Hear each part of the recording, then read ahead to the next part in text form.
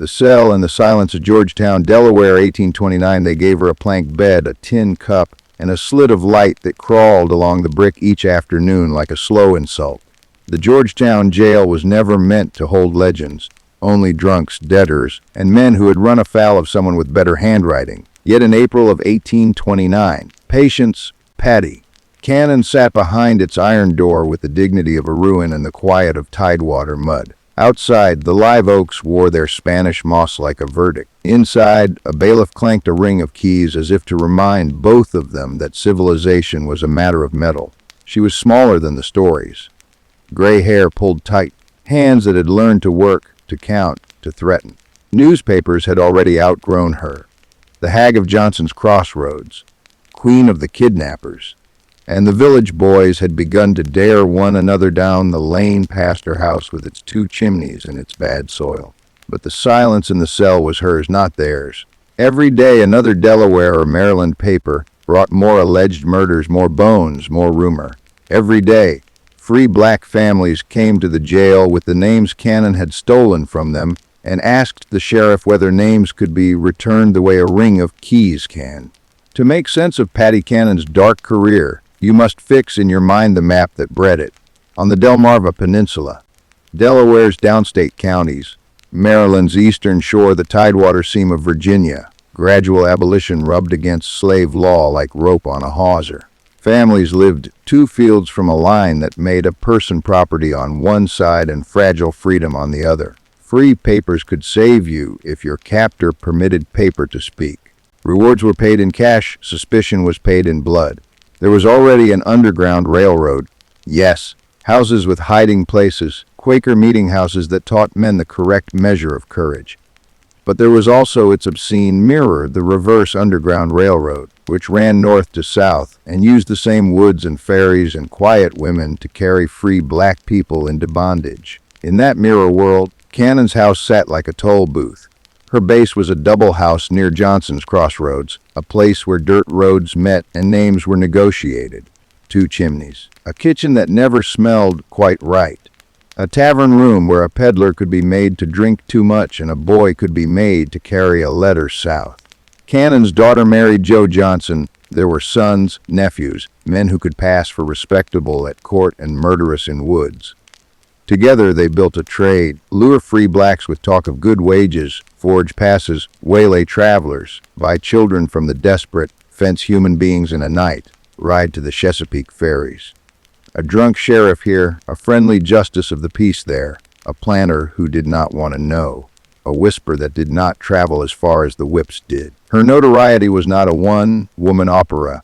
It was a choir wagoners with their eyes on the ground, a seamstress who mended shirts and stories, men who took coin to look the other way when a coffle went past before dawn. You will miss the truth if you make her a witch and the rest of them victims. She was a businesswoman in a market that paid in flesh and screams. Her neighbors were customers and competitors and cowards. It worked like this, step by step, in 100 variations. A man named Isaac, with free papers from Kent County, walked alone because a free man must often do his fear in private. 2 men hailed him near a stand of pines. "Road to Greensboro is washed," one said. "Come drink. We'll show you the path along the branch." They led him not to a path but to a kitchen. Someone took his papers to read them better and never found a lantern bright enough to do so. A constable was called who happened to owe Joe Johnson money. A woman named Charity hired herself for washing near Seaford. Cannon's people came with a wagon. A family needs help over in Dorchester. Good money. Bring your boy. When she climbed in, the man pulled the tarp over both and the horse did the math of miles to the ferry at Woodland. A child, 8, 9, played at the edge of a field. A white woman approached. "We know this because children remember hair and aprons." "Come see my kittens," she said. The child was obliging because kindness is still a child's habit even where it cannot be afforded. Later, the child would wake tied, quiet, useful knots, and hear river water speak the word south. Papers were forged. Justice was falsified. The ferryman took coin and saw nothing he could testify to later except that a woman with a voice like rope said, "Keep the lantern low."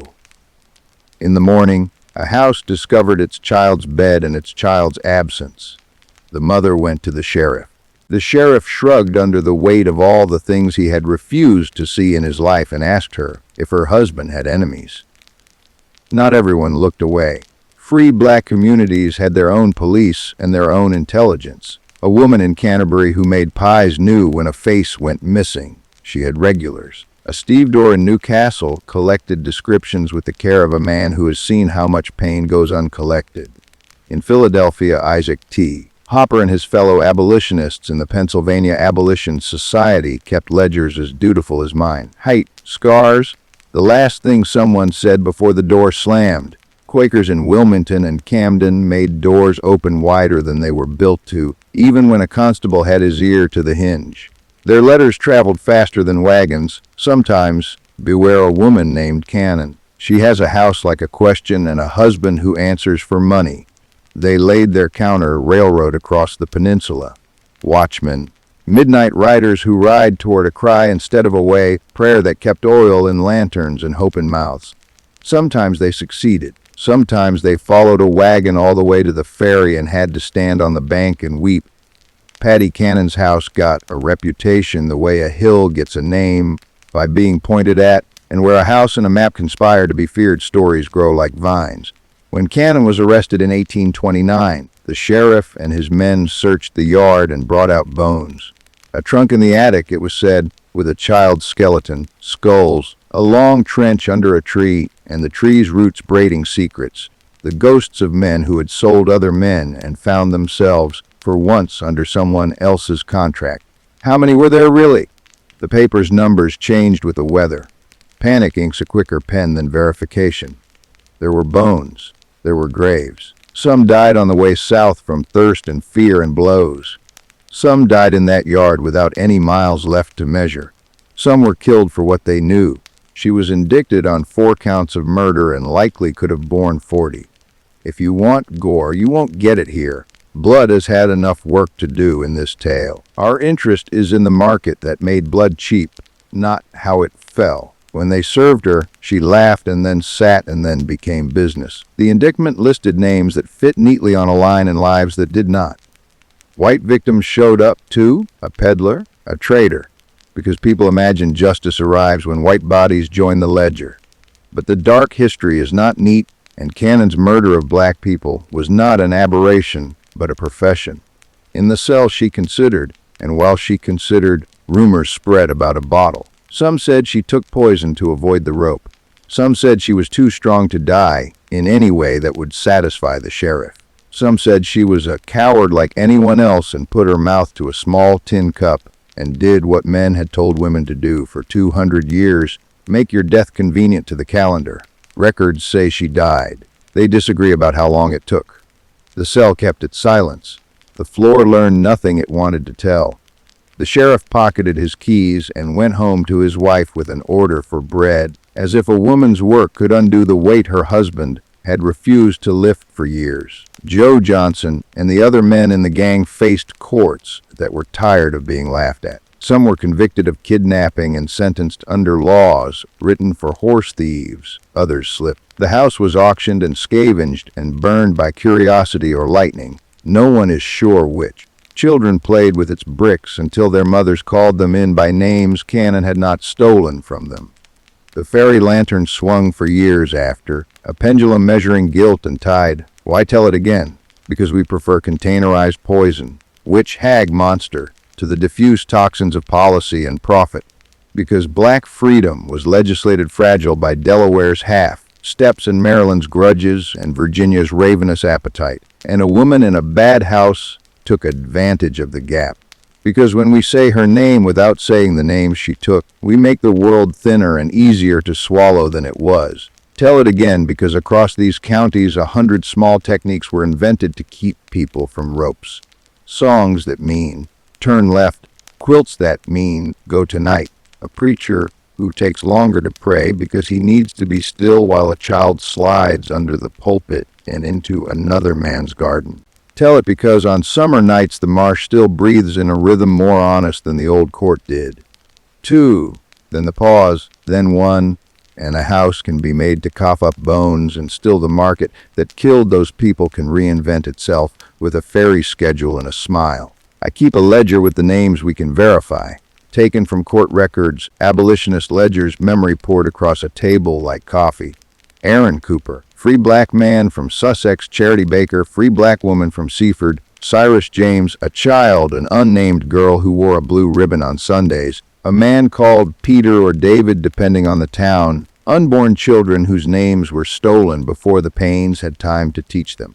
Their families sat at kitchen tables and taught younger children not to answer a white woman's voice in a field.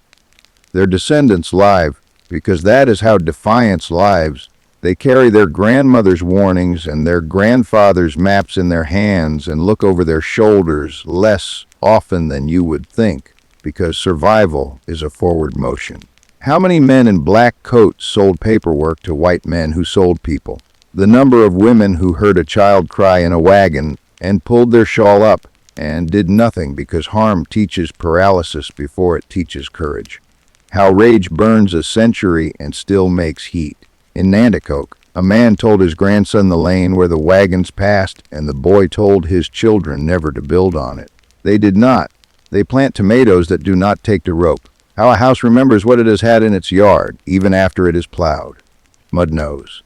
Spanish moss knows. The oaks outlived the juries. Patty Cannon died without the rope she deserved. Justice was denied its spectacle. Her cell kept its silence.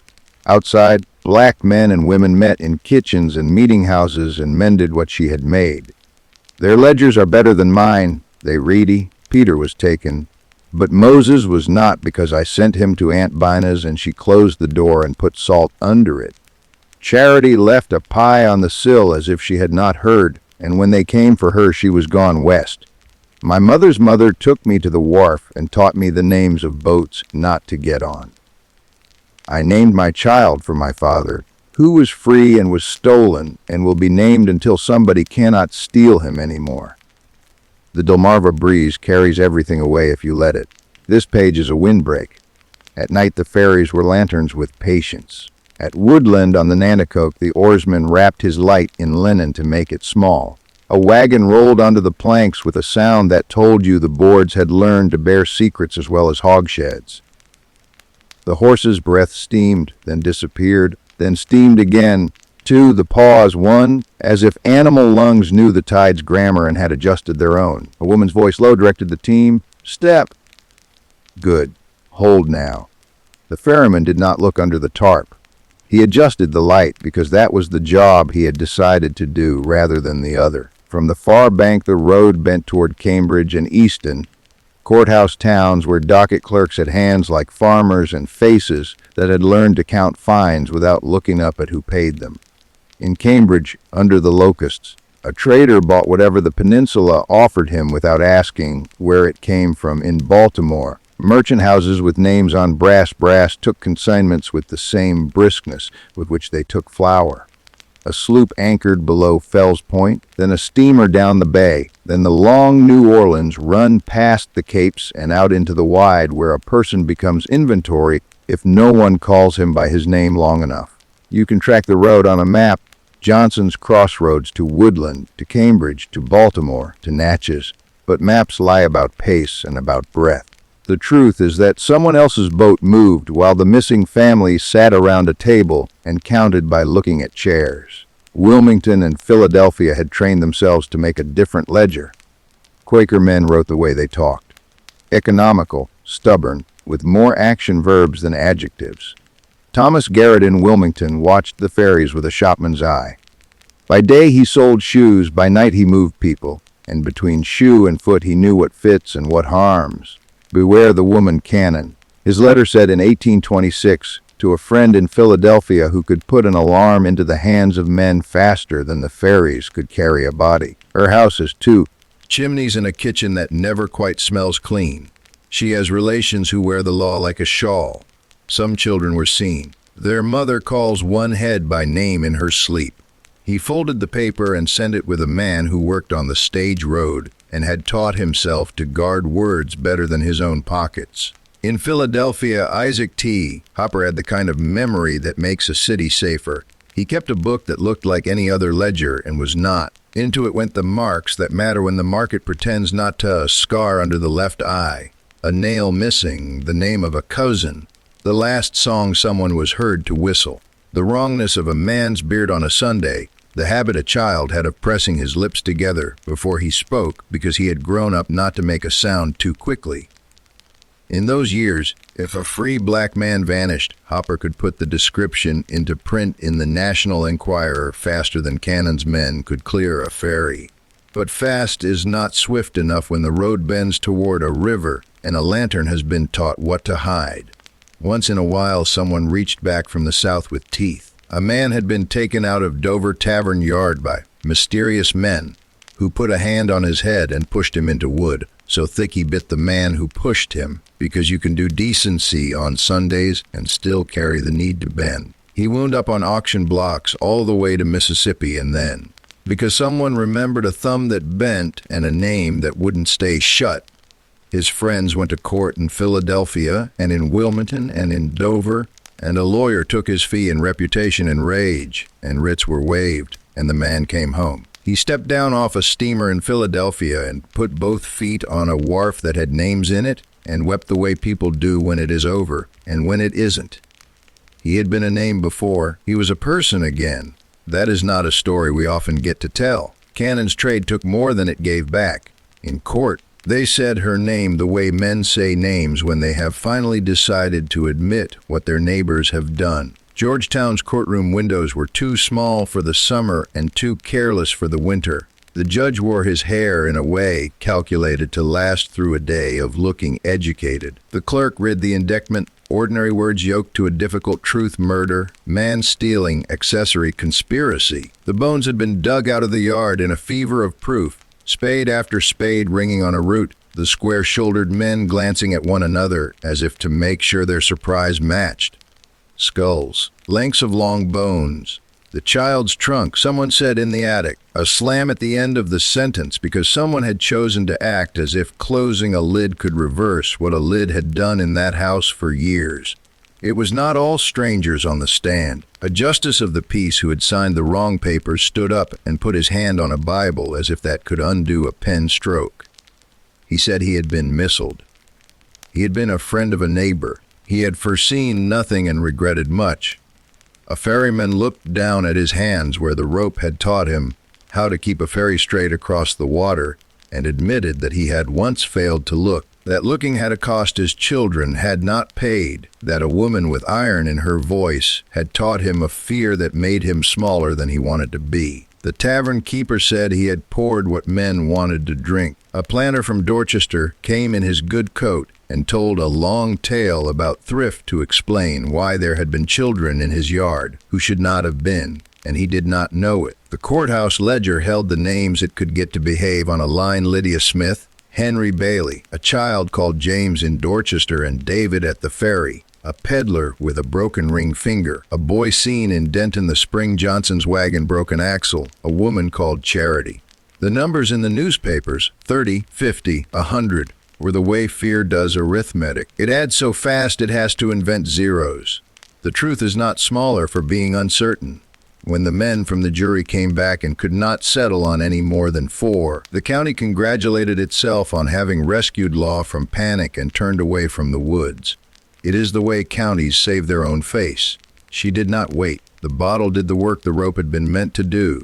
News says she drank and died. It does not steady itself long enough to tell whether anyone's hand shook. In the yard outside the jail, black men stood with their hats off because grief breeds manners as quickly as rage breeds bone. Women stood with their arms crossed because grief that will not come out of your mouth has to go somewhere. The sheriff hung his keys on a nail and sent for his wife's bread. The judge congratulated himself for having allowed the process to operate. The reporter from the Delaware Gazette put Patty Cannon's name in type, because there is a thing that happens to men when they have watched a woman ruin what they thought was theirs to ruin. They want to own her with letters. What complicity feels like in a small place is this: the man who sells you nails looks at your hands as if you stole something from him. The woman who sold you ginger last week comes down a different aisle when she sees you in the store, and later knocks on your back door with pies because pies make things possible. The old men at the crossroads decide to tell their stories to one another in longer sentences because now that the law has had its say, they are permitted to confess their cowardice to each other without being the first to do it. The ferryman kills his lantern early for a week and then forces himself to put it back up. The children count quickly when they pass the chimney bricks, then count again because they have learned a number that does not belong to arithmetic. The number of breaths it takes before someone's name leaves your mouth. It is the abolitionists' ledgers that keep their shape. The Pennsylvania Abolition Society's Committee for Vigilance logged each report. A free boy of about 9, shirt of Osnaburg, no shoes, a scar on the left, seen near Bridgeville. A woman named Cannon passes wagons to the ferry at Woodland. Worn all boatmen. Some entries carry a counter line, recovered. Some bear a judgment we cannot sand down the gun. The men who wrote those words were Quakers who taught themselves to speak softly, and then taught their voices to lean on steel when a house like Cannon's made softness a commodity. Their work was not romance, it was debt service. The names look small on the page. The names are very large. The law had no imagination for kidnapping that ran north to south. It could punish a thief who stole a horse because Delaware knew horses. It could punish a murderer because it had wanted to do that since the parish had got a parish. It did not know how to name a person who stole another person into slavery. The statutes called it man-stealing. If the wrong thing happened on the wrong side of a line where the maps wore new ink. The penalty carried numbers that made men feel useful. Patty Cannon had made murder part of the inventory. The jury gave her as much rope as the statute told them to and called it done. She died before the county could crown its own ambition with a spectacle. Later men mourned the loss of a moral lesson that would have looked good on a broadsheet. The people who had had their people stolen mourned less theatrically and for longer. They had a ledger now to carry. They taught their children which lanes to avoid. They taught their boys to run toward Quaker houses and to leave a mark only their mother would recognize on the 5th fence post after the bridge. They told their girls not to trust a white woman's voice in a field and not to harden their mouths so much that you cannot get bread into them later. They created a quiet railroad whose only boast was that it existed. You can still stand over the yard where bones came up and argue about which stories are panic and which happened. If you go at noon, you will be caught in a fight between time and shadow. If you go at night and let yourself learn the language Tidewater Mud knows, you will hear a sound that belongs to coffles and to prayers, both feet accounting for themselves. The Delmarva wind carries everything away if you let it. The people who have lived here the longest keep a ledger in their mouths. It sounds like this: someone disappeared, the ferry went at dawn. A woman in a bad kitchen counted coins. A lantern was lowered. A child learned to recognize the breath of a room that means danger. A door was closed in time. When Europeans want ghosts, they ask for rattling chains. The ghosts here come in ledgers and in pies and in the kinds of silence that make a sheriff lift his face so that you have to see it. Out of Georgetown's cell and the yard and the ferries and the courtrooms, something else took root that was stronger than mispronounced justice, a certain competence.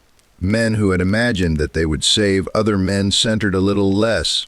Women who had done the worst work their houses could ask them to do allowed themselves to sleep an hour after their child came back, when he came back, and to put their hands flat on wood and to say, "All right then," without needing a prayer book to get permission. Later, on an August afternoon 2 years after Cannon's death, the Nanticoke lay like a knife without hands on it. A boy who remembered his mother's face in the looking glass, even though she had covered it, walked along the shore past the ferry and did not look up. He knew that the river was not the enemy. The market was. He knew because his aunt had told him that the best way to insult that market was to live. In the last of the court papers, fragile blue laid into a heavy book that thinks it can make paper behave forever, there is an entry that reads simply, "The State Vez Joseph Johnson, guilty of kidnapping, sentenced to 39 lashes to stand in the pillory and to be branded." The handwriting trembles with official indignation. It looks like punishment. But the people he and his mother-in-law had stolen did not see a law. They saw a lane, a ferry, a lantern, a house, a voice, a rope. The bravery here is not that the law did what it said it would do. The bravery is that after the rope and the lantern and the house had had their say, people taught themselves a way to watch all of them and still get bread into their mouths. We will end where we should die, not with her tin cup, not with the sheriff's keys, but with the living. In Kitchen Branch, a woman whose mother had made pies for watchmen looked at her own daughter's small hands as she washed them and told her which names to answer to and which to pretend not to hear. In Cannon's Ferry, renamed to Woodland so that history would have to argue for its nouns, men took tourists across and kept their lanterns high. In Wilmington, Garrett wrote a letter about a girl who had gotten away and called her by name and then put the paper away and went to someone else's kitchen. In Philadelphia, Hopper added a line to a ledger that helped find one man in a city. Names were returned like keys, one by one. That is slower work than a rope. It is the only kind that holds. On the peninsula, memory chooses its routes the way water does, looking harmless from the road, but under the grass the old channels remain. The house with the 2 chimneys was taken down plank by plank until boys kicked its bricks into the ditch. Then those bricks sank into the ditch and rooted themselves. Sunflowers took the yard for a few seasons as if they had been planted there. After that, fox grape. In Laurel there was a girl called Dina whose mother had kept her 2 clothes through her childhood, the way mothers do when their neighbors' doors do not hold. Dinah learned the way to school by tracing the edges of yards to keep her eye on fences rather than faces. She grew into a woman who sold sweet potatoes and gooseberries on market days and spoke little. When she died old, her granddaughter took the box that held the few things that mattered. Some coins wrapped in blue cloth, a brass thimble, a folded paper, and found inside her free papers and a letter someone else had written, brown like old dough, taken from Seaford by a woman named Cannon. The letter said, and then a date and a name of a man who swore to something, and a line in another hand, brought back. Dina had never said that last part. The family decided she had saved words so other people could use them. Woodland sat on the river like a throat. The ferry kept its name formally for a while. Cannon's Ferry on the map and on official tongues. And then the people who had to say it every day made it Woodland, because mouths deserve to be spared certain syllables. There is a picture from the 1890s, a flatboat, a lantern, a man whose back is so straight you understand why the river listened to him. The caption says, Woodland Ferry. It does not say anything about the nights when he did not lower his light. By the time Harriet Tubman began to pull her people from banks south and west of there and lead them through the marshes like a new sort of pilot, Patty Cannon had been dead long enough for the sun to have bleached the worst of the timber on her porches. Tubman learned to swear to her own courage without a white man in the room. She taught her passengers the creeks the way a woman teaches bread. Feel, then proof, then heat. On certain lanes the children were told to say, hush, if they heard a wagon in the dark, and hold still until the oaks gave 1 wind instead of 2. At the Quaker houses, the sugar kept in a tin on a high shelf was for more than sweetening. In Camden, a meeting house door stayed open on nights when every other door grew responsible. The state learned its theatrical appetite later, sometime after the war, after Reconstruction's promise had been sold again and men had learned to vote bone out of education. Someone took Patty Cannon's skull out of the ground. The stories disagree whether it was when the gallows on the courthouse green in Georgetown were replaced by something that spilled less gossip, or later, when a doctor with a love for measuring tried to put her back together the way a boy tries to make a clock tell secrets. The skull found its way into a glass case and from there to a drawer, and then back up again, a macabre relic deployed by men who thought displaying it owned her. Children went to the State Museum and were made to look at it between the muskets and the churns. The glass fogged under their breath. Some of them laughed, as children do when they cannot move. Some of them went back to their grandparents' kitchens and were told that there were places on the road where you still walked in the center and not on the sides, skull or no. In 2010, they took it down ashamed late. Someone wrote a letter to the editor calling it erasure. Another person wrote back and said it was burying. Both were right, in a way that made neither of them satisfied. The case stood empty for a while, like a mouth-learning silence. A school group came through and their teacher told them a different story. Names kept by Quakers, fairies held low, pies baked for watch. Children taught which doors opened and which did not. She gave them small ledger paper and asked them to write what a person who survived would write, the line that goes after, "Gone." The room was quieter than the skull had made it. On a winter morning some decades after the trial, a man who worked with hemp and line at a shipyard in Baltimore told his granddaughter the rule he had been taught by his mother, whose mother had been taken and returned and had refused to talk about the march through the woods.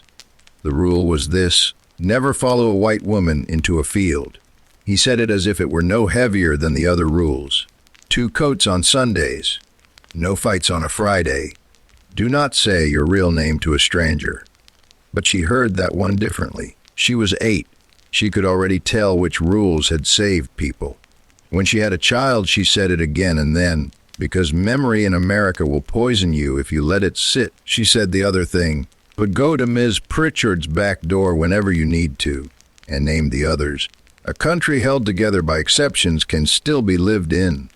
People do it all the time.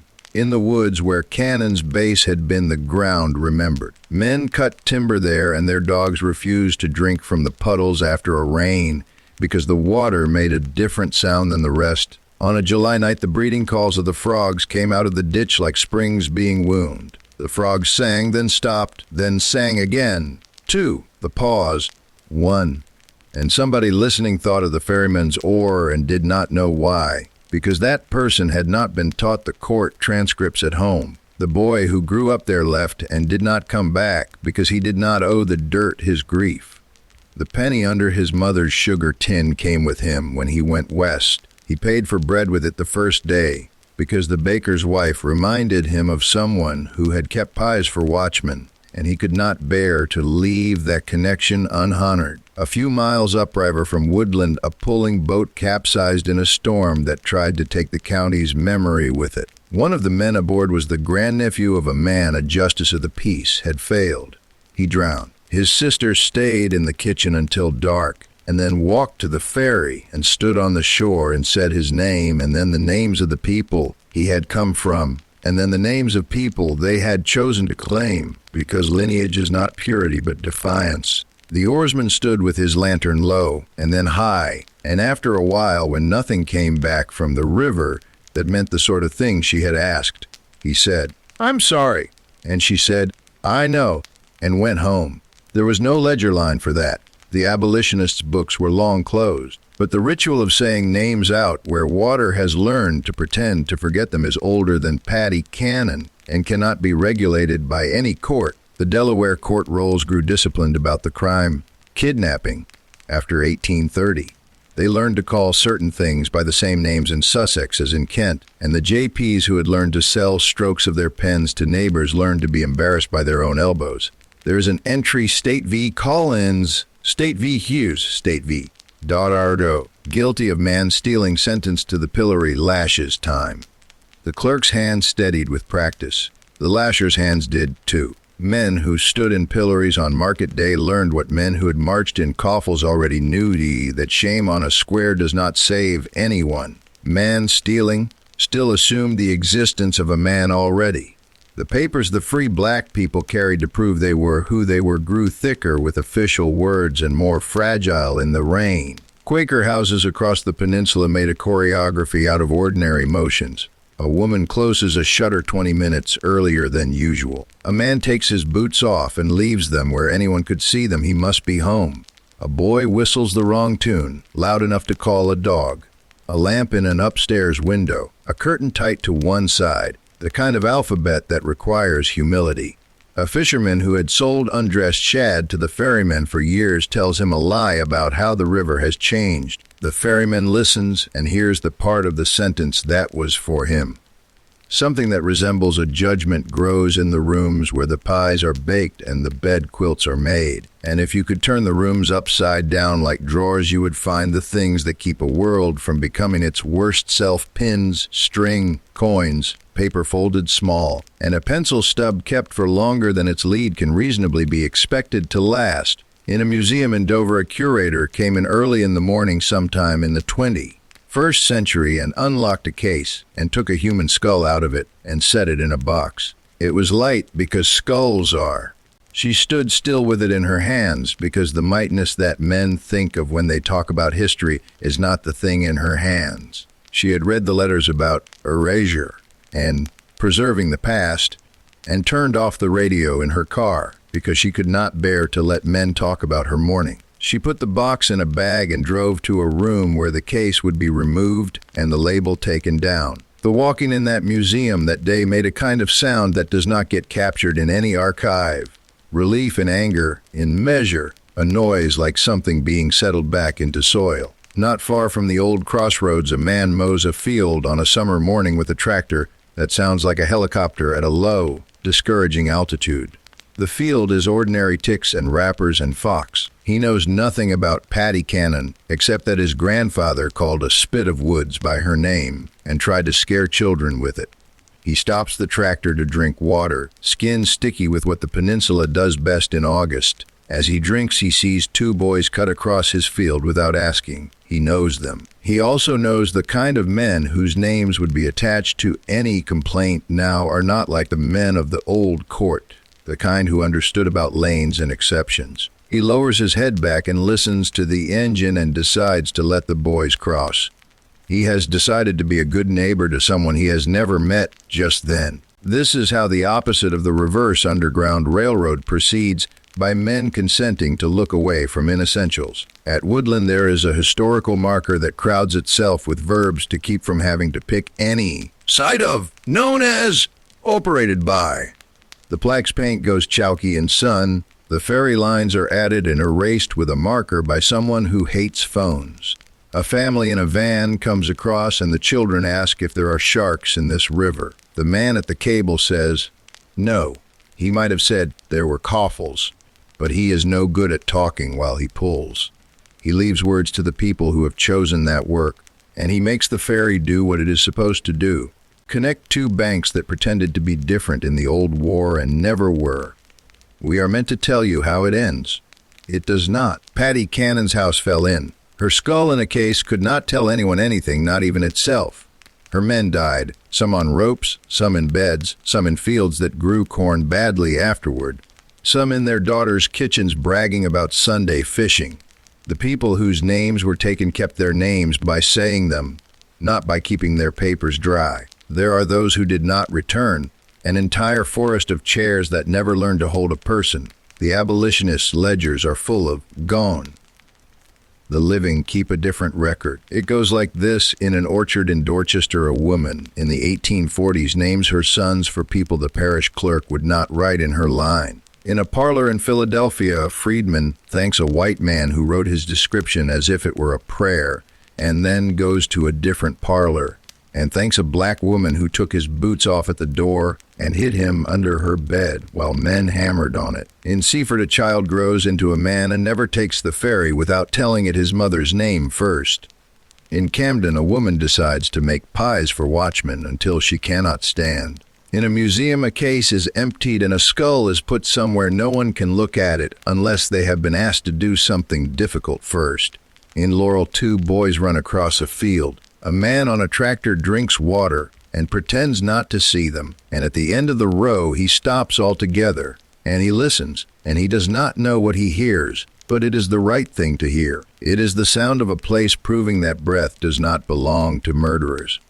There is a ditch near the old site where frogs sing in summer. Children stand at the edge and practice counting how long the singing lasts before every throat agrees to be quiet, and then starts again. If you stand with them and do not scare them off with adult talk, you will hear it. The chorus comes, then waits, then comes, the old grammar of the place, a form older than ferries, older than houses, older than bad women and the men who paid them.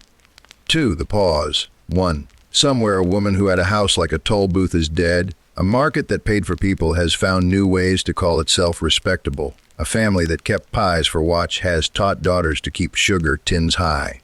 The river is the same river. It is not. The ferry slides. The lantern is high. The ledger of the missing does not close, it settles. You can write gone, they're forever. You can also write home. Both are true. The truth that matters is that the wind takes neither. It leaves them where they can do work.